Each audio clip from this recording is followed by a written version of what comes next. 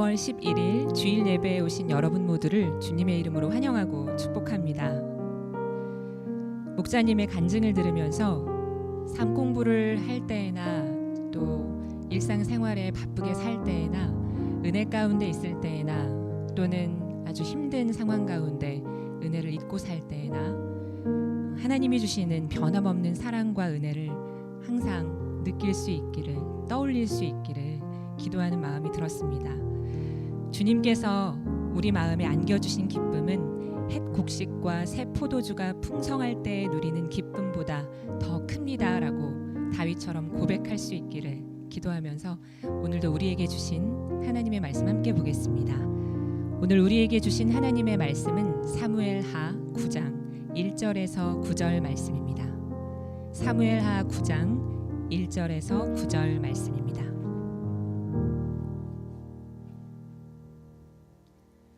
하루는 다윗이 물었다. 사울의 집안에 살아남은 사람이 있느냐? 요나단을 부하서라도 남아있는 자손이 있으면 잘 보살펴주고 싶구나. 마침 사울의 집안에서 종노릇하는 시바라는 사람이 있어서 사람들이 그를 불러 다윗에게로 데리고 왔다.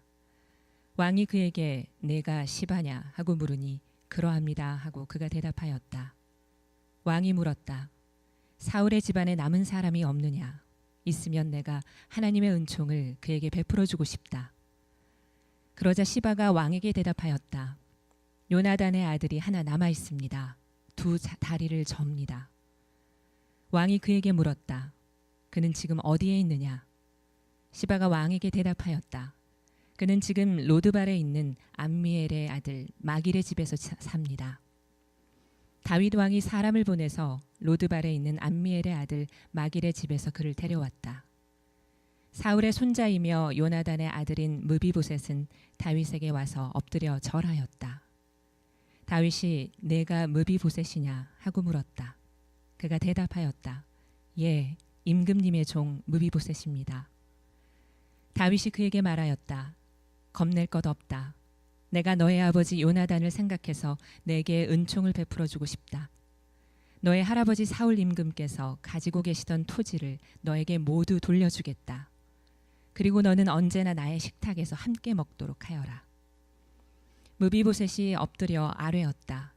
이 종이 무엇이기에 죽은 개나 다름없는 저를 임금님께서 이렇게까지 돌보아 주십니까? 다윗 왕은 사울의 종 시바를 불러서 일렀다. 사울과 그의 온 집안이 가졌던 모든 것을 내가 이제 너의 상전의 손자인 무비보셋에게 주었다. 아멘. 왕의 식탁이라는 제목으로 목사님이 말씀 전해 주실 때 하나님의 음성을 듣는 시간 되시길 기도드립니다. 제가 대학에 다닐 때 교통사고가 나서 한양대학교 병원에 6개월 동안 입원해 있었습니다. 병원에서 수술을 마치고 나서 처음에는 휠체어를 타고 다녔습니다. 그러다가 나중에는 목발을 짚고 다니게 되었습니다. 의사 선생님이 저에게 말씀하셨어요. 퇴원을 하고 나서도 적어도 6개월 동안은 목발을 짚고 다녀야 된다라고 이야기했습니다. 병원에서야 모든 사람이 다 불편한 사람인데요. 그 중에서 목발 짚은 사람이 가장 상태가 양호한 사람입니다. 그래서 보호자가 없는 경우에 옆에 있는 환자가 뭘 부탁을 하면 목발 짚은 사람이 일어나서 다 도와주고 오줌통도 씻어다가 갖다 주기도 하고 그런 일들 제가 감당했었습니다.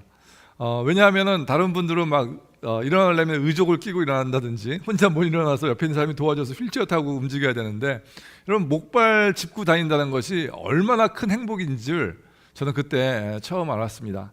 그런데 세상에 나와 보니까 그것이 완전히 달라졌습니다. 저를 이렇게 보는 사람들마다 이렇게 혀를 차면서 얘기를 해요. 아이고 젊은 사람이 참 안 됐네 그러면서 불쌍하게 보고 동정심 어린 눈으로 이렇게 보는 것을 겪게 되었습니다. 목발을 짚고 다니면서 여러 가지 힘든 일들이 많이 있었는데 그 중에서 가장 힘든 것은 택시를 잡아 탈 때였어요. 이렇게 멀리서 택시가 오면은 한국에서는 이렇게 하면 택시가 딱 쓰지 않습니까? 그런데 딱 하면 택시가 쫙 오다가 절 보고 그냥 슉 가는 거예요. 처음에는 왜 저분들이 그냥 갈까 의아했습니다. 목발을 넣고 타면 되잖아요 거기에. 근데 이게 한국에 미신 같은 것들이 많이 있는데 그 중에 하나가 장애자를 차에 태우면 재수가 없다 뭐 그런 게 있대요. 그래가지고 제가 목발 짚고 다니면서 택시도 못 타고 뭐 버스 타려면은 그 계단을 올라가야 되니까 얼마나 힘듭니까? 그래서 다니면서 굉장히 고통스러웠던 때가 있었습니다. 저야 뭐 6개월만 목발을 짚고 끝하면 끝이니까 괜찮지만 평생 그렇게 살아야 하는 분들이 얼마나 힘들까라는 것도 그때 처음 생각하게 보게 되었습니다.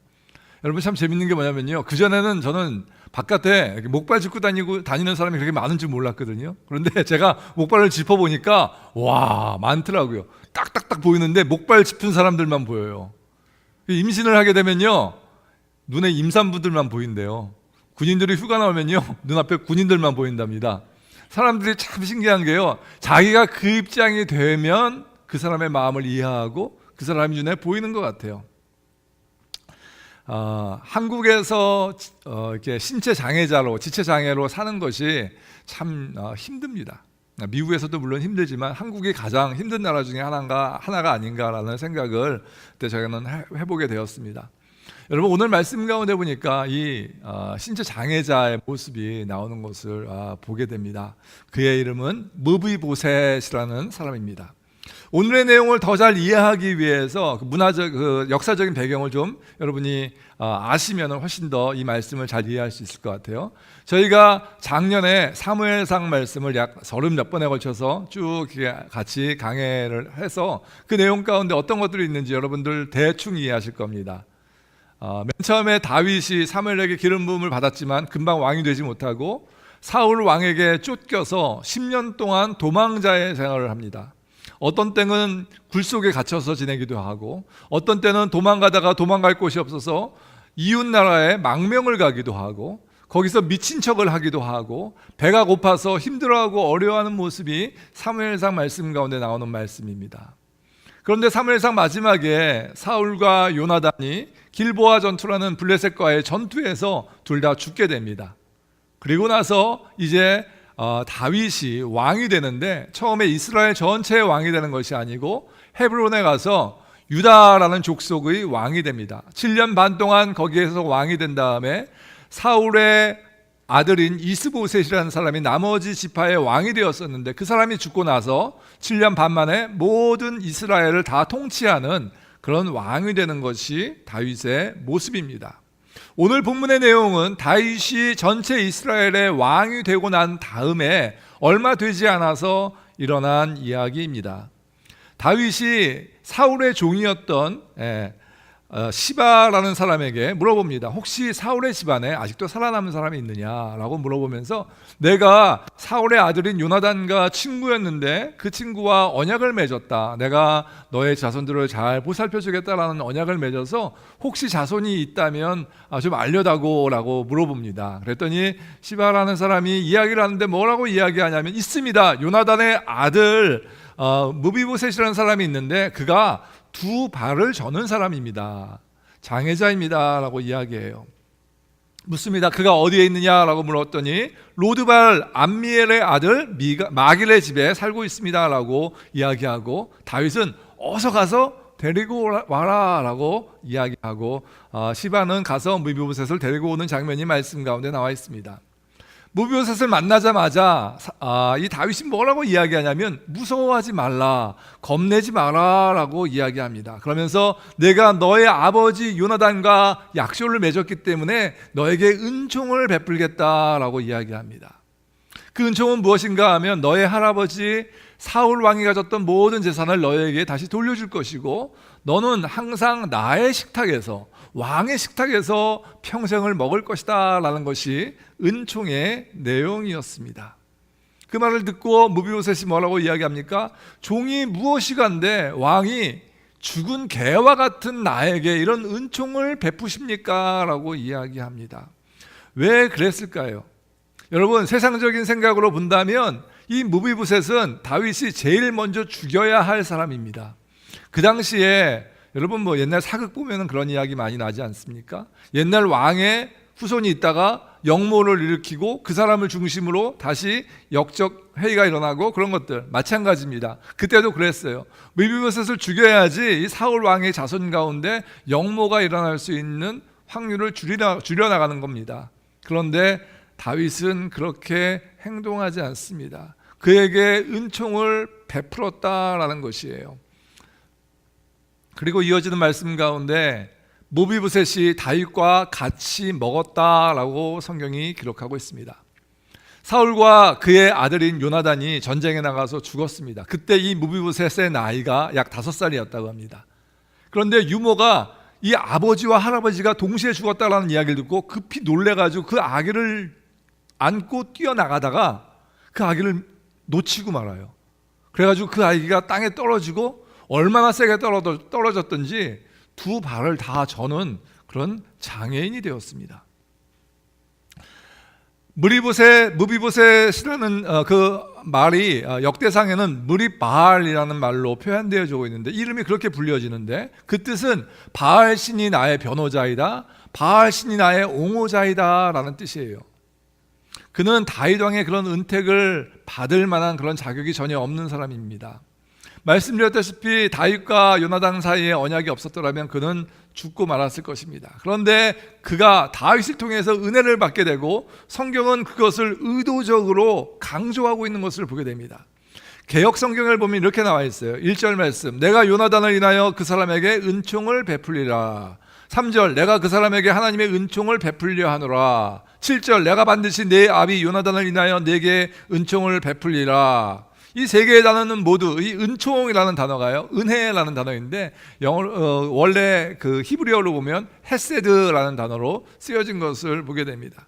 헤세드의 뜻은 뭐냐면 영어로 보면 kindness, 친절함, mercy, 은혜, 자비, 또 love, 사랑, 또 loyalty, 충성이라는 뜻이 그 헤세드의 뜻에 포함되어져 있다고 합니다. 그런데 재밌는 게 뭐냐면 이 헤세드, 은혜라는 단어가 쓰일 때는 보통 하나님이 사람에게 은혜를 베풀 때 그 은혜가 쓰여요. 그리고 사람 사이에 쓰이는 헤세드는 나오긴 나오는데 많지 않습니다. 대부분이 다 하나님이 사람에게 내가 너에게 은혜를 베푼다 라고 이야기할 때 그 헤세드라는 단어가 쓰였다라는 것이죠. 그런데 오늘 이 말씀 가운데 다윗은 그의 원수와도 같은 그 무비보셋에게 3번씩이나 계속해서 내가 너에게 은혜를 베푼다, 헤세드라고 이야기하고 있다라는 것이죠. 성경을 보면 구약에 나와 있는 또 신약에 나와 있는 많은 믿음의 선조들이 이 은혜라는 단어 없이는 이해가 되어지지 않는 많은 일들이 등장합니다. 성경에서 중 가운데 흐르고 있는 맥 가운데 하나는 은혜예요. 은혜, 하나님의 은혜. 여러분 뭐라고 쓰였어요? 같이 한번 읽어봅니다. 시작. 주님의 은혜라. 모든 것이 다 주님의 은혜 아니고는 설명이 되지 않아요. 필립 얀시라는 사람이 그의 책에서 이렇게 고백합니다. 하나님께서 우리에게 주신 많은 단어들이 세월이 악해짐으로 값싸게 변해버렸습니다. 그런데 그 중에서 그래도 원래의 뜻에 가장 가깝게 사용되는 단어가 있습니다. 그것은 은혜라는 단어입니다. 많은 단어가 다 변해버렸지만 이 은혜라는 단어가 그래도 하나님이 쓰셨던 그 뜻이 가장 보존되고 있는 단어 중에 하나다라는 것이죠. 그럼에도 불구하고 우리가 흔히 은혜라고 한다면 그냥 내게 있으니까 너에게 하나 주는 것, 이 정도로 생각할 수 있습니다. 그런데 은혜의 뜻은 그것이 아니고 내가 아파도 남이 필요하다면 내어주는 것, 그것이 은혜입니다. 내가 힘들어도 남이 행복해진다면 기꺼이 주는 것, 그것이 은혜예요. 여러분, 어머님의 은혜라는 말 많이 쓰지 않습니까? 여러분, 어머님의 은혜는 어떤 은혜예요? 조건이 없는 은혜예요. 내가 너한테 이거 주면 너 나한테 이거 줄래? 기브 앤 테이크가 있는 은혜가 아니고 마냥 하염없이 무조건 주는 은혜가 어머님의 은혜 아닙니까? 여러분, 어찌 보면 다윗에게 있어서 무비보셋은 원수와 같은 자였습니다. 그의 할아버지 때문에 고생한 거 생각하면 밤에 자다가도 잠이 안 오는 그러한 사람이었을지 모릅니다. 그런데 다윗은 그런 무비보셋에게 은혜를 베풉니다. 다윗은 무비보셋에게 왕의 식탁에서 같이 평생 식사할 것을 제의합니다. 그리고 성경은 그것을 반복해서 말하고 있습니다. 10절 말씀, 무비보셋은 언제나 나의 식탁에서 음식을 먹을 것이다. 11절, 무비보셋은 왕자들과 다름없이 언제나 다윗 왕의 식탁에서 음식을 먹었다. 13절, 무비보셋은 언제나 왕의 식탁에서 먹었으며. 성경에서 왜 계속해서 같은 내용을 반복을 하고 있는가? 여러분, 성경에서 왜 반복해요? 지난주에도 얘기했는데 왜 반복해요? 중요하니까. 한 장에서 똑같은 내용이 3개가 다 반복이 돼요. 3번. 처음엔 은혜라는 단어가 반복이 됐어요. 두 번째는 그가 무비보셋이 다윗 왕과 함께 먹었다라는 내용이 반복되고 있습니다. 여러분, 말씀 가운데 보니까 무비보셋이 살던 곳이 어디예요? 로드발이라는 곳입니다. 로드발. 예. 이 히브리어에서 로라는 단어는 없다라는 뜻이에요. 드발은요 풀이라는 뜻이에요. 풀. 다시 얘기하면 로드발은 풀이 없다라는 뜻이에요. 불모지예요. 황무지예요. 풀이 자랄 수 없는 사막과 같은 곳이에요. 그가 거기에 살고 있었습니다. 왜 거기에 살고 있었을까요? 다윗 피해서 도망간 거예요. 혹시 다윗 만났다가 죽음 당할지 모르니까 거기 숨어서 꽁꽁 숨어서 혼자 살고 있었던 것입니다.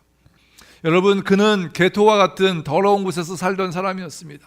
그는 바알이 나의 변호자입니다 라고 하나님을 섬기지 않고 바알을 섬기던 사람이었어요. 사울의 집의 마지막 남은 다윗 일가의 제거 대상이었습니다. 그런데 그런 사람을 다윗이 자기의 상에 앉게 합니다. 한 번만 식사에 초대하고 마는 것이 아니고 평생 나와 함께 먹자라고 제의합니다. 이것이 은혜입니다. 다윗이 어떻게 이런 은혜를 베풀 수 있었을까? 원수에게 이런 은혜를 베푸는 것이 쉽습니까? 어렵습니까? 어렵죠. 그런데 어떻게 이런 은혜를 베풀 수 있었을까? 그것이 하나님의 은혜예요. 여러분, 다윗이요 10년 동안 도망 다녔잖아요. 어떤 때는 굴속에서, 어떤 때는 미친 짓 하면서, 어떤 때는 외국 나라에서 배고파 가면서, 그 가운데 그가 느꼈던 것은 뭐냐면, 내가 힘들고 어려운 가운데 있지만 이 가운데서 나와 함께 하시는 것이 하나님의 은혜이구나라는 것을 깨닫게 된 겁니다. 그가 왕이 된 것이 어쩌다 우연히 된 것이 아니고, 내가 실력이 있어서 된 것이 아니고, 이것이 하나님의 은혜이구나라고 깨닫게 되었기 때문에 그가 원수와 같은 자를 하나님의 은혜로 베풀 수 있었다라는 것입니다. 여러분, 우리는 어떻습니까? 우리 이웃에게 우리가 받은 은혜를 베풀고 있습니까? 헤세드의 은혜가 여러분 가운데 넘쳐나고 있습니까? 어제 저희 교회에서 목자 목녀 기초 다지기를 했어요. 여러 번 말씀드렸다시피 조지아, 알라바마, 테네시 위에 켄터키에서 다 오셨어요. 9시 반에 시작하는데 8시에 오셨어요. 8시에. 그래서 이게 어떻게 된 일인가? 어떻게 8시에 오시나? 그랬더니 여기서 주무셨어요? 그랬더니 그게 아니고 아틀란타에서 아침에 떠났는데 여기 8시에 온 거예요. 그러면 이게 아틀란타하고 여기하고 시차가 있으니까 시간을 잘못 알고 오셨구나. 시간을 잘못 알고 오셨죠? 그랬더니 아니래요. 왜 이렇게 일찍 오셨어요? 그러니까 저희는 지는 거 싫어합니다. 그러시더라고요. 아니, 지는 거 싫어하죠. 그렇지. 아직 저 안에 청년이 하나 자고 있었거든요. 아직 일어나지도 않았어요. 그래서 제가 문 열고 빨리 일어나. 다운아, 빨리 일어나. 지금 손님 오셨어, 손님. 목사님. 다운이 어디 갔어요? 일하고 있나? 지금 어디 갔지? 안 왔나 봐 오늘. 어제 자다가 아직도 자고 있나? 다운이 여기 있네. 미안해, 다나. 미안하다, 다나. 네 얘기를 나 없는 줄 알고 네 얘기했는데 네가 여기 앉아 있을 줄 몰라. 다음 주에 8시까지 8시까지 잔 게 아니고 여기서 어제 그날 전에 잤는데 금요일 날 내가 지금 변명하고 있는 거예요. 금요일 날 잠을 잤는데 토요일 날 새벽에 일어났어요. 일어나서 6시에 예배 드리고 남들 기도하고 이제 일하고 있는데 너무 피곤하니까 들어가서 또 잠을 잔 거예요. 그래서 제가 막 다운아 일어나. 8시에 손님 오셨다. 어쨌든 멀리서 4시간 걸리는데 그렇게 일찍 오신 거예요, 이분들이. 그래가지고 하시는데 제가 저희 교회에서 했던 행사 중에서 가장 큰 행사 아니었겠습니까? 그래서 제가 오시긴 오시는데 이분들을 잘 대접해서 이렇게 기초 다지기 잘 듣게 해야 되는데 어떻게 할 수 있을까? 많은 분들이 도와주신다고 약속은 했는데 토요일 날 하루 종일 하실 수 있을까? 제가 좀 혼자 고민을 많이 했죠. 근데요, 저희가 이렇게 도와주시는 분들, 목자 목녀님들 해서 티셔츠를 저희가 40장을 마쳤는데 3장 남았어요. 37장, 37명이 오셨던 거예요. 그 중에서 안 입고 가신 분도 있으니까 거의 40명 이상 오신 것 같아요. 저희 어르신 목장에서 오셔가지고요, 비가 오는데 저 처마 밑에 가가지고 다 전을 굽더라고요. 전을. 예. 진짜 옛날 시골에 가면 시골 잔치집 같더라고요. 진짜 냄새가 온 이 동네에 다 진동을 하고, 예. 육개장을 끓이셨는데 저희 목사님들이, 제가 하는 얘기가 아니고 목사님들이, 아니 이거 어떻게 이렇게 잘 끓이셨냐고, 정말 맛있게 먹었다고. 저희 청년 벤더빌트 친구들이, 어떤 친구는 새벽 예배 와서 밤늦게까지, 또 오늘 카자흐스탄 목장이, 젊은 청년 목장이 점심을 하거든요. 그래서 그 친구들은 끝난 다음에 청소 다 하고 식사 준비 다 하고 밤늦게 갔대요. 집에 거의 교회에 열 몇 시간을 있었던 거예요. 15시간 16시간을 있었던 거예요. 예, 그러면서 봉사하고, 예, 다 서빙하고 막 그러니까 목사님들이 다 놀라세요. 오신 분들이 다 놀랐어요. 이 교회는 왜 이렇게 청년이 많아요? 예, 그래서 청년만 있어요. 그렇게 얘기하려다가 청년 아니신 분도 있잖아요. 청년이 좀 많은 편이에요. 저희 교회가 얼마나 잘 섬겼는지 오신 분들이 진짜 많이 은혜 받고 왔어요. 최영기 목사님이 말씀 전하시는데, 중고등부 아이들은요, 어머님들이 여기 와서 일해야 되니까 우리 아이들 봐준다고 저희 집에서 다 모아놓고 우리 아이들 다 봐주고. 여러분, 우리가 이거 왜 합니까? 이거 한다고 우리가 득이 되는 거 있나? 한번 강 목사님 어깨 한번 세워주려고 하는 겁니까? 뭐 토요일날 안 나오신 분들은, 뭐 다 사정이 있으셔서 못 나오셨겠지만, 토요일날 바쁘시잖아요. 일주일에 한 번 쉬는 날인데, 집에서 빨래도 해야 되고 청소도 해야 되고 누구도 만나야 되고 식사도 해야 되고. 그런데 어떤 친구들은 하루 종일, 어떤 친구는 오전에, 또 어떤 친구는 오후에 이렇게 와가지고 돕는 이유가 뭡니까? 왜 이렇게 희생합니까? 여러분, 헤세드의 은혜가 우리 가운데 넘쳐나면요, 그 은혜를 주체할 수 없는 거예요. 그 은혜가 흘러 넘쳐나가는 겁니다. 여러분, 많은 분들이 오셔서 이렇게 막 일사불란하게 막 움직이시는 그런 모습들 보면서 놀라는데, 사실 우리 교회가 이런 교회가 아니었거든요. 근데 여러분들이 변하셨어요. 많이 변하셨어요. 정말로. 계속해서 앞으로 변해가야 됩니다. 여러분, 저에게 꿈이 있어요. 무슨 꿈이냐면, 저희가 지금 가정교회 사역 잘하고 목장 사역 통해서 계속해서 영혼 구원이 일어나고 있는데, 이것이 우리 교회만 머물러 있으면 돼야 안 돼요? 안 돼요. 우리 지역에 있는 많은 교회들이 정말 주님께서 기뻐하시는 그런 교회로 바뀌어 나가야 돼요. 제가 어제 최영기 목사님께 들었던 말씀 중에 하나가 머리에 딱 꽂혔어요. 원래 많이 들었던 말씀이에요. 하신 말씀 또 하시는데 그 말씀이 또 내 마음 가운데 있습니다. 무슨 말씀이냐면, 목사님 말씀하시는데 무슨 말씀하시냐면, 약 17%의 사람이 예수님을 믿고 약 83%의 사람이 예수님을 믿지 않는답니다. 세상에.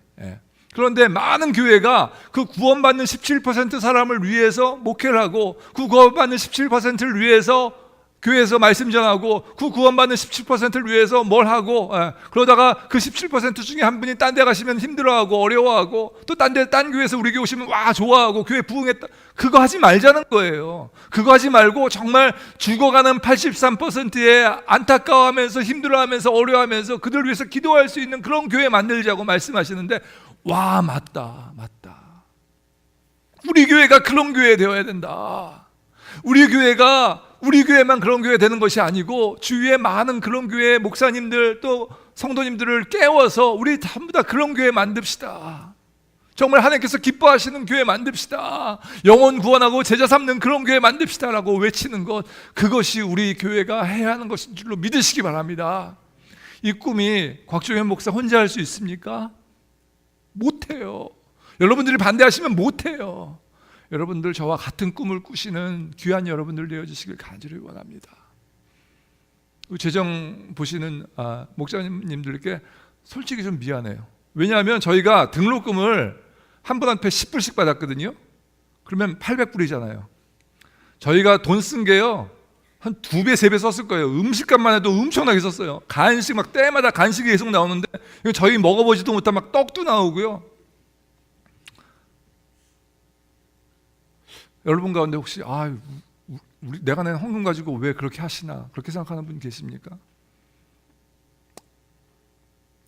모르긴 몰라도요, 어제 오셨던 분 중에서 저희가 이렇게 섬기는 모습들을 보면서 와, 그렇다. 이게 정말 섬김이구나. 이게 정말 희생이구나. 내가 저기 힘들고 어려운 교회에서 한 명 놓고, 한 명 VIP 놓고 그 영혼 구해달라고 기도하고 힘들어하고 어려워하는데, 여기 와보니까 같은 마음을 품은 정말 동지 같은 친구들이 너무너무 많구나. 내가 다시 돌아가서 열심히 주의 사역을 해야겠다라고 외치는 분들이 어제 분명히 있었을 것입니다. 얼마나 보람된 사역인지 여러분들께 다시 한번 교회를 대표해서 감사의 말씀을 드립니다. 여러분, 저는 우리 교회가 다윗이 베푼 식탁이 되었으면 좋겠다라는 생각을 하게 되었습니다. 세상에 얼마나 많은 교회가 세상의 문을 꼭꼭 걸어 잠근 채 자기들끼리만 맛있는 음식을 많이 먹습니까? 우리는 주위에 무비보셋과 같은 사람을 찾아야 합니다. 정말 불무지 같은, 황무지 같은 곳에서 하나님을 모르고 바알을 섬기는, 우상을 섬기는 그 사람들을 찾아서 우리 다리 놓는 교회 식탁 위에 데리고 와야 돼요. 그리고 그들을 먹여야 됩니다. 그들이 와서 에이 뭐 반찬이 이것뿐이 없어, 그게 아니고 정말 와우 정말 맛있게 먹었습니다, 그렇게 만드는 교회가 되어지기 원합니다. 그렇다고 다음 주부터 반찬을 많이 하라는 그런 얘기가 아니에요. 정말 따뜻한 마음으로 정성을 다해서 그들을 섬기시는 저와 여러분 되어주시길 간절히 원합니다. 우리 교회가 우리끼리만 서로 사랑하고 좋고 기쁘고 그런 교회가 아니고, 정말 여기 모여서 예배를 통해서 힘을 얻고 바깥으로 나가서 주의 말씀을 전하는 그런 멋진 사람들 되어주시길 간절히 원합니다. 여러분, 그렇게 하기 위해서 무엇을 해야 합니까? 우리 안에 헤세드의 은혜가 넘쳐야 돼요. 하나님의 은혜가 우리 가운데 넘치지 않는데 그거 할 수 있습니까? No, 할 수 없습니다. 처음에는 의지로 할 수 있는데요, 금방 번아웃 됩니다. 하나님의 헤세드의 은혜가 우리 가운데 넘쳐야 돼요. 다윗이 동굴에서 힘들고 어려워서 하나님, 이 고난이 나에게서 언제 떠날 겁니까? 벌써 10년이 넘었는데 이게 웬일입니까? 도저히 못 살겠습니다 라고 고백하며 나아갔을 때 하나님께서 다윗아 걱정하지 마, 내가 너와 함께 할게. 내가 결국에는 너를 왕을 만들고 결국에는 너를 통하여서 이 나라 이 백성이 복을 받게 할 거야 라고 이야기하셨던 그 하나님을 결코 잊지 않고, 이 모든 것이 하나님의 은혜였습니다, 헤세드의 은혜입니다 라고 고백하면서 정말 원수와 같은 무비보셋을 거두어다가 식탁에 앉게 하고 그가 잃었던 모든 것을 다 되찾아주게 하는 그 은혜를 넘치게 하였던 것, 그 모습이 우리 가운데 있어야 하는 줄로 믿으시기 바랍니다. 그렇게 되기 위해서 우리 가운데 헤세드의 은혜가 넘쳐나야 돼요. 하나님의 은혜가 넘쳐나야 해요.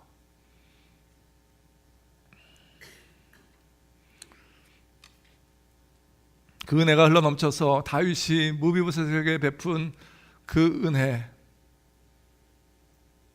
은혜가 우리 주위로 계속해서 넘쳐나기를 간절히 원합니다. 9장의 마지막 절인 13절은 이렇게 고백합니다. 13절 말씀 같이 한번 읽어보실까요? 13절 시작. 무비보셋은 언제나 왕의 식탁에서 먹었으며 예루살렘에서만 살았다. 그는 두 다리를 다 절었다. 여러분, 이 말씀을 읽으면서 제 마음 가운데 이해가 되지 않는 부분이 있어요. 뭐냐면 보십시오. 다시 한번 말씀 보여주시겠어요? 무비보셋은 언제나 왕의 식탁에서 먹었으며, 먹었다는 거 계속 강조하고 있으니까 다 아는 얘기죠. 예루살렘에서만 살았다. 더 이상 로드발 황무지에 살지 않고 예루살렘에 와서 좋은 곳에서 살았다라는 겁니다. 근데 왜 그 뒤에 그는 두 다리를 다 절었다라고 또 써놨을까라는 거예요. 왜 써놨을까? 여러분, 다리 저는 사람한테 계속 다리 전다고 얘기하면 뭐예요? 상처받아요. 그렇잖아요. 알고 있어. 얼굴 못생긴 사람한테 너 못생겼, 야, 너 진짜 다시 보니까 정말 못생겼다. 야, 이거 어떻게 그렇게 생겼냐? 계속 얘기하면 어떻게? 계속 상처받는 거잖아요. 또 다리 저는 사람한테 아이고 뭐 다리, 야, 너 왜 그러냐, 그거 똑바로 못 걸어, 이것도 못해, 계속 그래 보세요. 얼마나 상처받겠어요. 그런데 왜 성경에서 다 알고 있는 얘기를 또 반복하느냐, 그 얘기입니다. 말씀을 묵상하면서 하나님께서 저에게 주신 말씀이 이 말씀이에요. 종현아, 네가 무비보셋이다.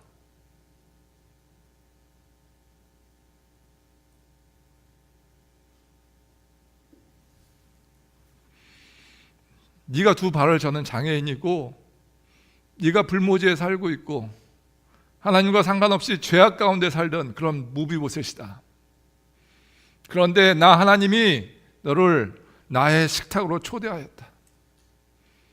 평생 이곳에서 나와 함께 같이 먹자, 같이 마시자 라고 하나님께서 날 초대하셨구나라는 것을 말씀을 통하여서 깨닫게 되었습니다. 여러분, 저만 그렇습니까? 여러분은 무비보셋 아니었습니까?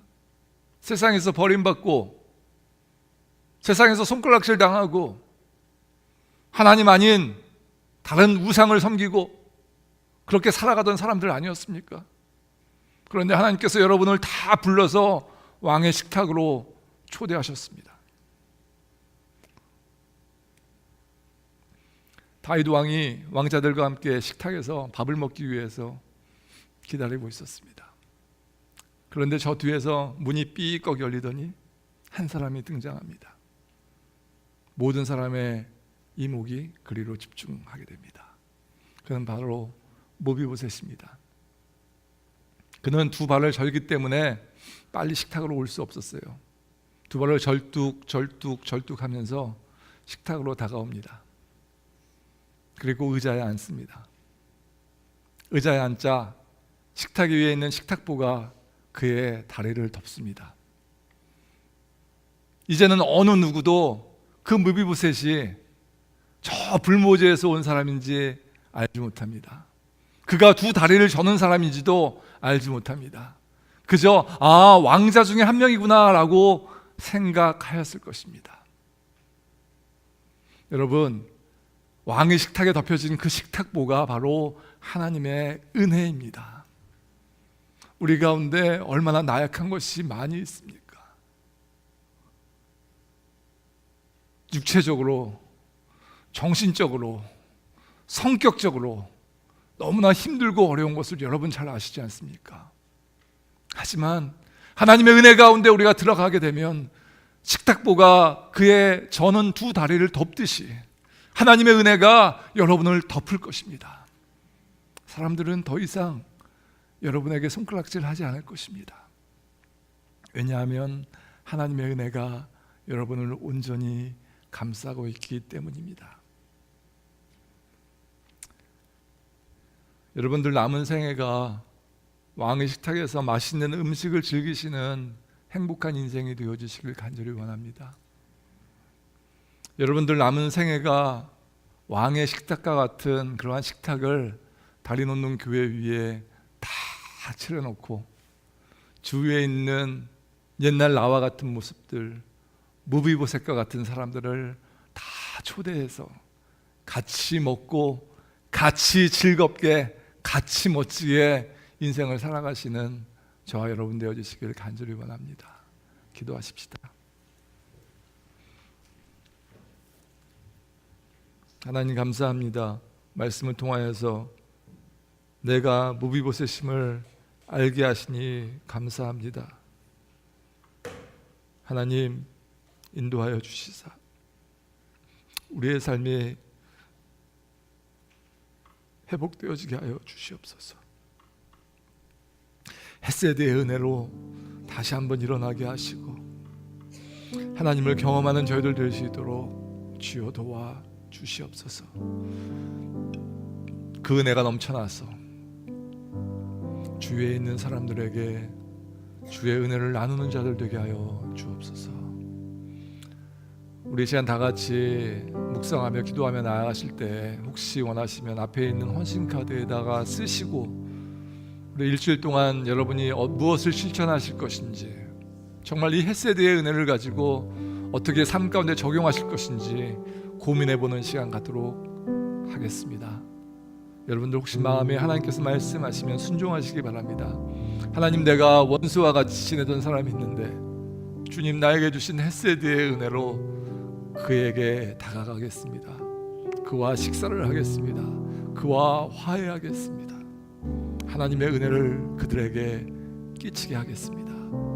우리 실제적으로 헌신카드에 적으시고 우리 적용해 보시는 그러한 시간 되어지기 원합니다. 한 1분 동안 묵상으로 기도하며 주님 앞에 나아가십니다.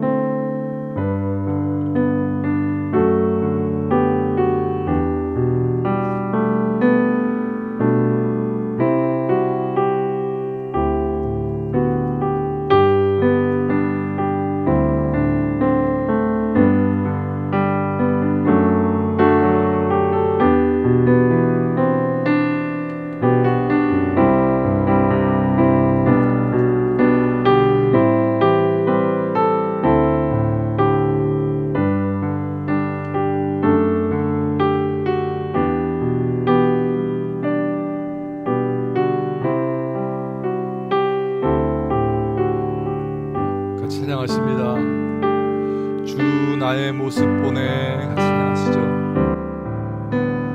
주 나의 모습 보내. 상한 나의 맘 보시네.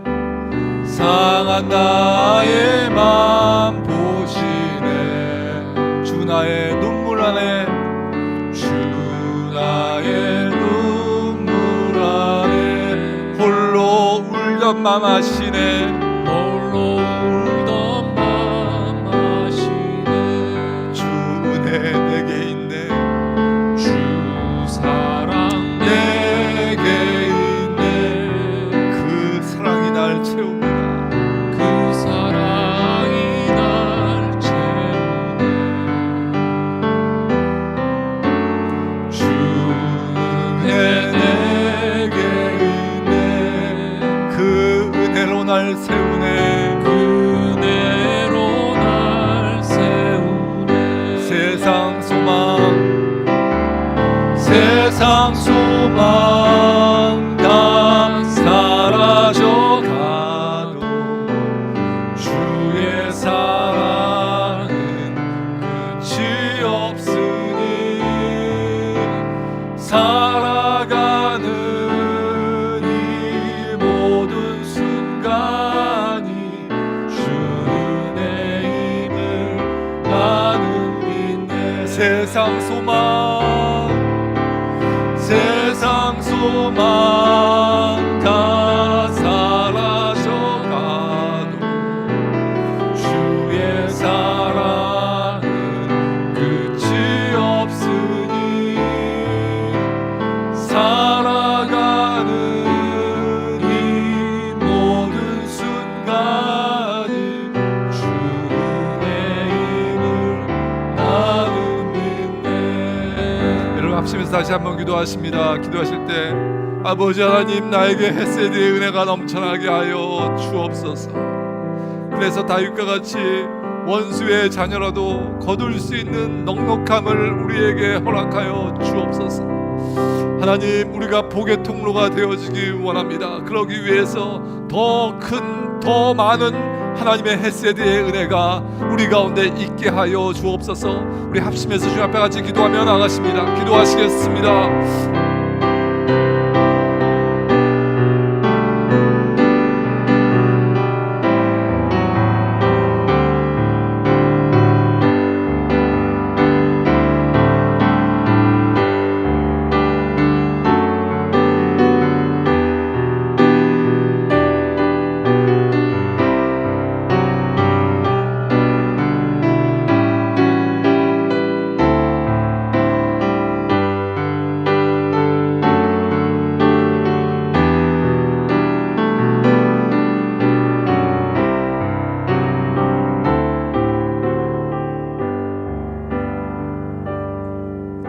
이제 평안한 마음으로 세상에 돌아가십시오. 선한 일의 용기를 가지시며 악을 악으로 갚지 마십시오. 항상 연약한 자를 도우시며 병든 자를 찾아보시며 곤란당하는 이웃을 위로하십시오. 주님께 봉사하고 주님을 사랑하십시오. 어떤 일에도 소망을 포기하지 마십시오. 그리고 거룩하신 성령께 순종하여 기쁨과 감사의 생활을 해나가십시오. 우리 하나님 아버지는 여러분을 항상 도와주실 것입니다. 지금은 우리 주 예수 그리스도의 무한하신 은혜와 우리 아버지 하나님 극진하신 사랑과 성령님 감화 감동 내주 충만 교통하심이 오늘 말씀 가운데 하나님 헤세드의 은혜가 우리 가운데 넘쳐나서 주위에 있는 많은 무비보셋들을 섬기게 하옵소서라고 고백하고 돌아가는 주님의 귀한 성도들 머리 위에, 사랑하는 교회 위에 이제부터 영원까지 함께 있을지어다. 아멘.